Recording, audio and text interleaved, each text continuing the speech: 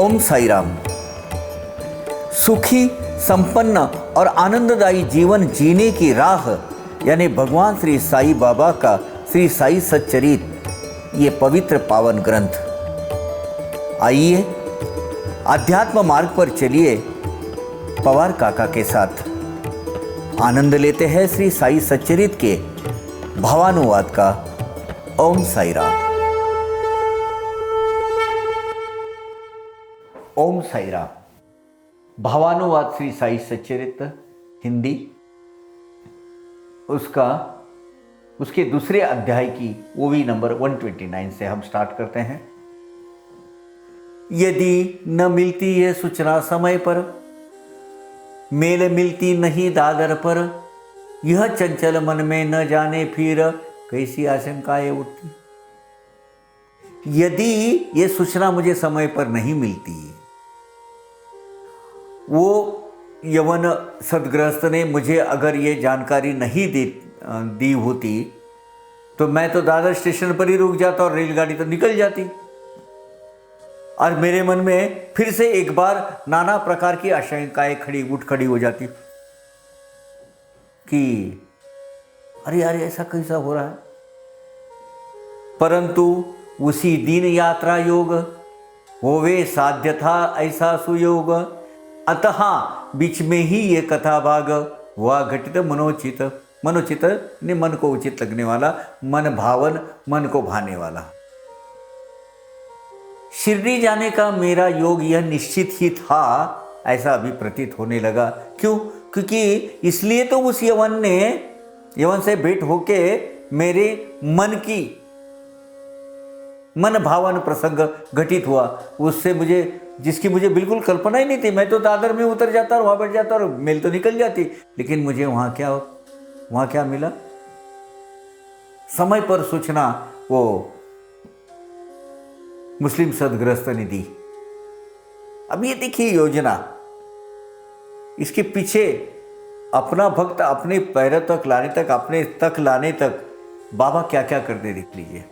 उधर भाऊ साहेब दीक्षित थे, खड़े मेरी मार्ग प्रतीक्षा करते।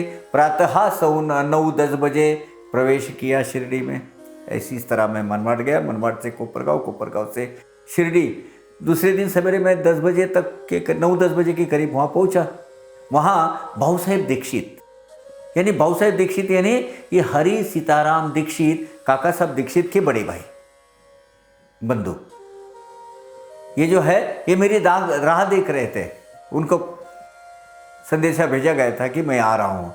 दूसरे दिन 10 बजे के पहले ही मैं शिरडी में उपस्थित हो गया। ईस्वी सन 1910 घटना ये हुई घटित खास, केवल एक साठेवाड़ा ही बस था विश्राम गृह यात्री हो हेतु। अब उस वक्त यात्री को उतरने के लिए वगैरह सिर्फ एक साठेवाड़ा था। ये 1910 की घटना है। 1910 में पहली बार मैं शिरडी में गया। उस समय आने जाने वाले और वहाँ रहने वाले भक्तों के लिए एक ही व्यवस्था थी साठेवाड़ा की। लोगों को भक्तों को रहने हेतु सिर्फ साठेवाड़ा ही, उतनी ही सुविधा विश्राम स्थल वहाँ उपलब्ध था। तांगे से उतरते दर्शन की उत्सुकता मन में जागते, कब चरणों की वंदना करूं मैं, हृदय में आनंद लहरें उठी। आज शिरडी में पहुंचने तक तो प्रवास ठीक हो गया। उसके बाद शिरडी में पहुंचने पर तांगे से उतरते ही साई समर्थ के दर्शन के लिए उत्सुकता मेरे अंतर में उभरने लगी। वो आदमी अधीर सा हो जाता है ना, उतावला हो जाता है करने के लिए। किसी प्रकार शीघ्रता से एक बार साई बाबा के चरण कमलों में अपना शीश नमाऊं, शीश रखकर वंदन करो, ऐसा मुझे होने लगा। मेरी ऐसी भावना बलवती होने लगी उस वक्त। दर्शन हेतु आतुर होते हुए मेरे अंतरंग में असीम आनंद की लहर ऐसी उठने लगी। इतने में साई के परम भक्त तात्या साहेब नुलकर विख्यात मस्जिद में से आए लौटकर कहते तुरंत दर्शन लो। इतने में साई भगवान के श्रेष्ठ भक्त श्री तात्या साहब नुलकर, लक्ष्मण कृष्णा जी नुलकर, ये जो है वो मस्जिद माई से वापस आए थे, वो कहने लगे जल्दी से दर्शन ले लो, बाबा की मेरे ख्याल से लेडी बाग में जाने का टाइम हो गया होगा। बाबा मंडली के साथ आकर पहुँचे वाड़े के कोने पर, चलिए धूल भेंट लेने सत्वर, फिर वे करेंगे लेंडी गमन। हाँ, बाबा लेंडी गमन, वहाँ की जलधारा जो है वो थोड़ा सा जो स्ट्रीम है वहाँ धूल भेंट लेने, जाते जाते खड़े खड़े देखते ही दर्शन लेना बस। बाबा अपनी भक्त मंडली सहित वाड़े के कोने पर आ गए थे। बाद में वे लेडी यानी जलधारा को बाबा द्वारा दिया गया वो नाम है जाने हेतु प्रस्थान करेंगे। उससे पहले धूल भेंट लेकर प्राथमिक दर्शन लिया जाए, ऐसा उन्होंने सुझाया। शिरडी के गांव के नज़दीक ये जो बहने वाली एक जलधारा है, एक थोड़ा स्ट्रीम है, नाला है छोटा, बाबा ने इसका नाम लेंडी रखा था। अब देखिए, संबंध होगा ऐसी जरूरी नहीं है, हो सकता ही नहीं हो सकता है, लेकिन कुछ भक्तों की ऐसी धारणा है कि बाबा का बचपन शायद पाथरी गांव में भी बीता होगा। वहां भी लेंडी नाम की एक नदी बहती है, उसका क्या संबंध है पता नहीं, लेकिन पाथरी में वो जो क्या बोलते हैं, जहाँ बाबा का वो मानते हैं कुछ लोग कि भाई वहाँ उनका वास्तव्य रहा है, वो वहाँ भी एक लेंडी नाम की नदी बहती है। तदनंतर आप स्नान आदि निपटाएंगे, बाबा तब तक लौट आएंगे, तब फिर मस्जिद में जाएंगे, शांति पूर्वक करना दर्शन पुनः। ये दर्शन लेने के पश्चात आप फिर वो उन्होंने सोचा, बोले अपने जो नुलकर साहब है तात्या साहब, उन्होंने सुझाव दिया कि ये दर्शन पहले ले लो, इस दर्शन के पश्चात आप स्नान आदि कर जरा शुचिर्भूत हो जाइएगा, थोड़े से मतलब तैयार हो जाइएगा, तब तक बाबा लेंडी से लौट आएंगे, फिर मस्जिद बाई में जाकर जरा पुनः दर्शन लेना। ऐसा तात्या साहब करने का हम। ऐसा सुनते ही उतावली कर दौड़ पड़ा बाबा की ओर, धूल में चरण वंदन कर आनंद न समाये मन में। ऐसा तात्या साहब नुलकर ने ऐसा सुझाव दिया। बाबा के मार्ग पर से जाने के स्थान पर मैं उतावली से वहाँ पहुँच गया और रास्ते पर ही साष्टांग नमस्कार कर दिया बाबा को और उनके चरण धूल में नमस्कार कर दिया। उसको धूली भेंट बोलते हैं, धूली वंदन कहते हैं, धूल में नमस्कार करना। उस प्रथम दर्शन का आनंद मेरे मन में समाया नहीं जा रहा था। वो बाबा का वो ब्रह्मरूप का पहला दर्शन मुझे हो रहा था। नाना साहब जो कहकर उसी से भी अधिक पाया प्रत्यक्ष देख कर, धन्य हुआ रक्षण दर्शन पाकर साफल्य हुआ नैनों में।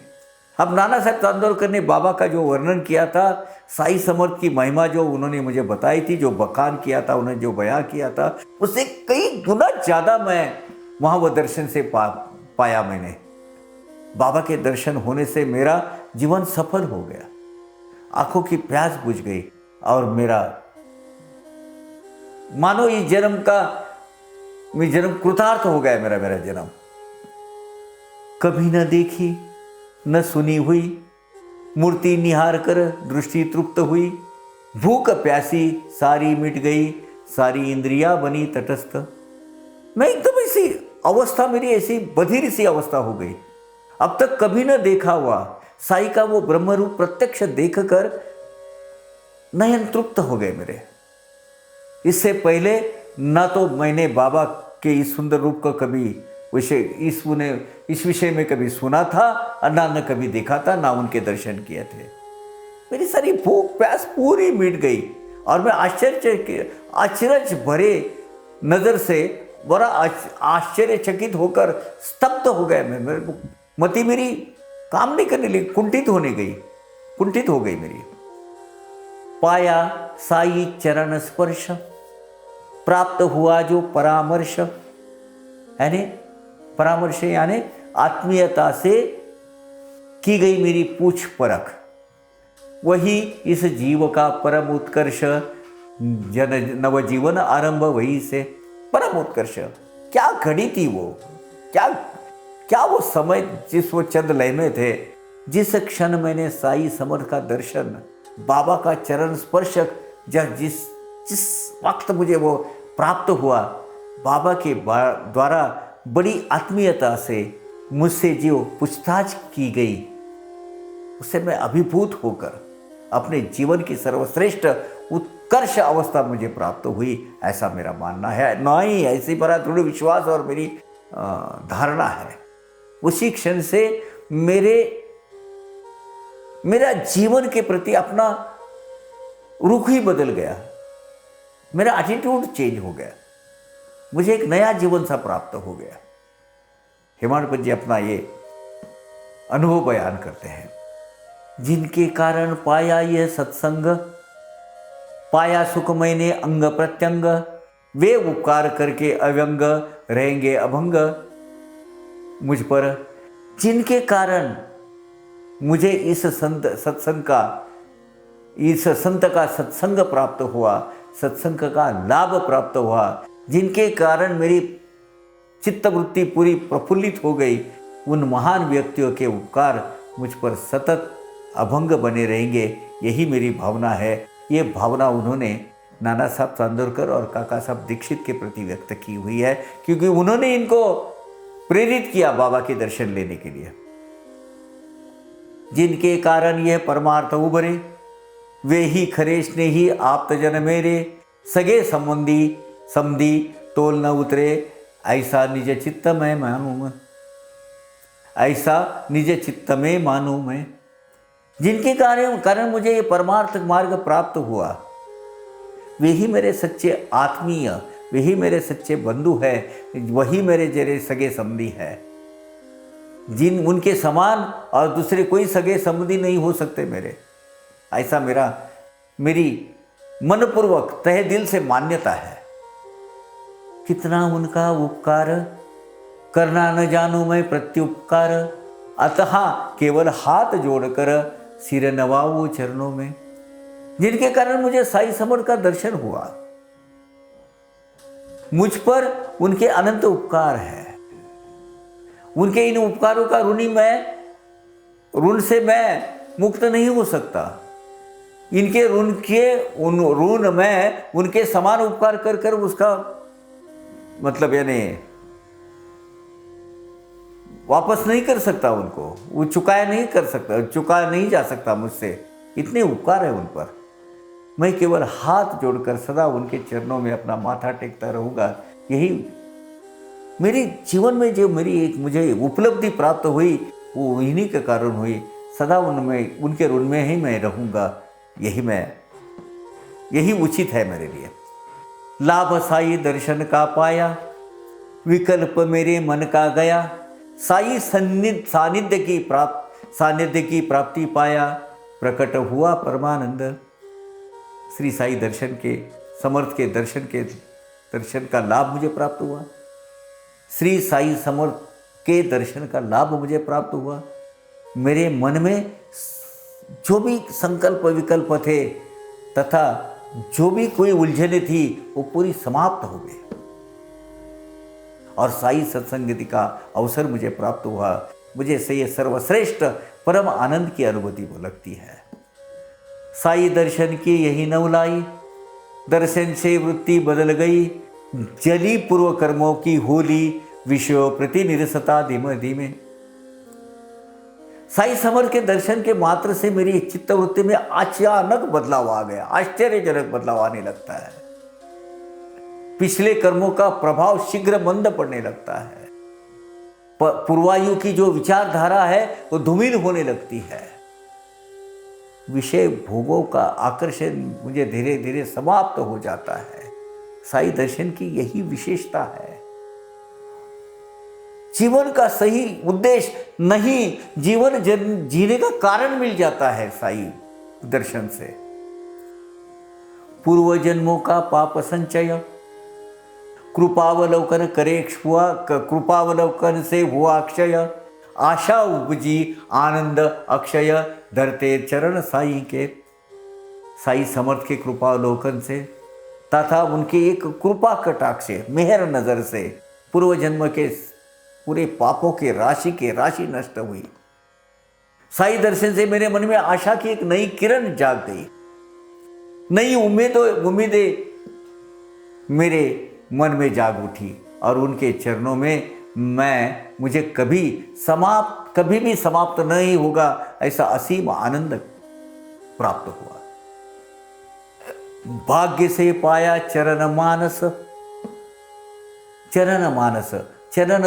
रूपी मानस सरोवर। दर्शन से काग भी बन जाए हंस, साई महंत संत अवतंस परमहंस सद्योगी।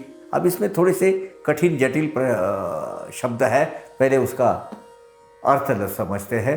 चरण मानस, संत चरण रूपी साई बाबा की मानस सरोवर, बाबा की चरण रूपी मानस सरोवर। संत अवतंस यानी संत श्रेष्ठ, संत यानी सत्पुरुष, अक्षय शाश्वत, और अवतंस यानी भूषण, हार, दागिना, तुरा, गहना। परमहंस संन्यास मार्ग की एक चरम अवस्था है, एक महान पदवी है जिन्हें सोहम आत्मा का ज्ञान प्राप्त होता है। वो इस जो परमहंस है ना, ये संन्यास मार्ग की 10 अलग अलग उपाधियां हैं। वो उपाधियों में से एक है और ये सर्वश्रेष्ठ है। उसमें बहुत है, आगे चल के हम उसका अभ्यास करेंगे। उसमें आचार्य है, गिरी है, स्वामी है, आनंद है, तीर्थ है, ये ऐसे ही परमहंस है। परम भाग्य से श्री साई के चरण रूपी मानसरोवर मुझे प्राप्त हुए हैं, जो मेरे समान एक कौवे को, मैं कौवा बोल रहा है खुद क्यों, साई चरित्रकार महान श्रेष्ठ साई भक्त अपने आप को कौवा कह रहे हैं। क्या कह रहे हैं? मैं जो मेरे समान एक कौवे को उच्च श्रेणी के हंस में बदल दिया बाबा ने। साई भगवान महंत सर्वश्रेष्ठ सतयोगी परमहंस तथा संत शिरोमणि है। क्या भावना है। पाप दाप दैन्य विनाश पावे, साई के दर्शन की गति ऐसी होवे। पुनित हुआ आ जाती मैं पुण्य राशि संग पाकर। पुण्य, पुनित, शुद्ध, पवित्र, पुण्य राशि, सत्कर्मों के फलों का संचय, पुण्य फलों का संचय, जिनके द्वारा सभी पापों, दैन्यों तथा त्रितापों का नाश होता है। ऐसे साई समर के दर्शन मुझे आज प्राप्त हुए और मैं अत्यंत पवित्र हो गया। मेरे पूर्व जन्म के कुछ पुण्य कर्मों का ही ये प्रताप है, उनके फलस्वरूप मुझे प्राप्त हुआ है। इसलिए मैं धन्य धन्य हो गया, मेरा जीवन कृतार्थ हो गया। मैं अनेक पूर्व जन्मों के पुण्य प्रताप से भेंट साई महाराज से। साई जब दृष्टि में आब से, दिखती सकल सृष्टि साई रूप। पिछले अनेक जन्मों में किए हुए कुछ सत्कर्म होंगे भाई, उसके संचय स्वरूप, उसके परिणाम स्वरूप आज मुझे साई दर्शन की ये संधि प्राप्त हुई। ये मेरी उपलब्धि मुझे आज मिली। मैं सत्य कहता हूँ, अगर यदि आप साई बाबा के एक दृष्टि भरकर देख लेंगे तो संपूर्ण विश्व ही आपको साई बाबा में ही मन दिखाई देगा, साई बाबा ही दिखाई देगा, वही प्रतिमा चारों तरफ आपको दिखाई देने लगेगी। संपूर्ण जगत साई रूप ही है, ऐसी अनुभूति मुझे होने लगी। आते ही पहले दिन शिरडी में बाला साहेब भाटे के संग में वाद विवाद हुआ आरंभ में, क्या आवश्यकता गुरु की। अब हुआ यूं, शिरडी में आ गए, दर्शन हो गए, और बाबा के बाद में मस्जिद भाई में भी दर्शन हो गए। बाद में आए और पहले दिन ही एक घटना घटित हुई।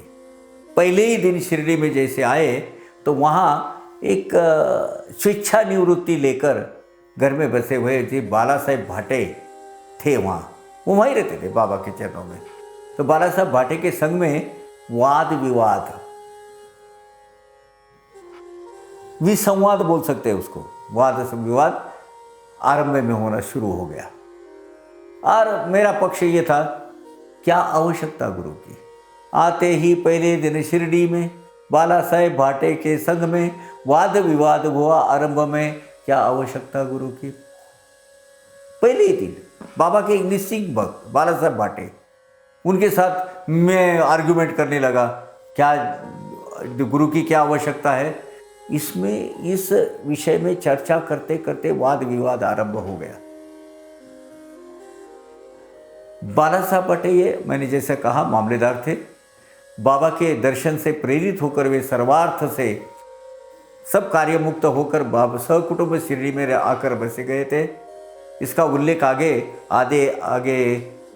33वें अध्याय में और 44वें अध्याय में भी इनका आया बाला साहब भाटे का। आज हम ये एपिसोड यहाँ ख़त्म करते हैं। 150वीं तक हम आ पहुँचे हैं। अगले एपिसोड में हम शुरू करते हैं अध्याय 2 की, वो भी नंबर 151 151 से। तब तक के लिए आज्ञा दीजिएगा। ओम साई राम।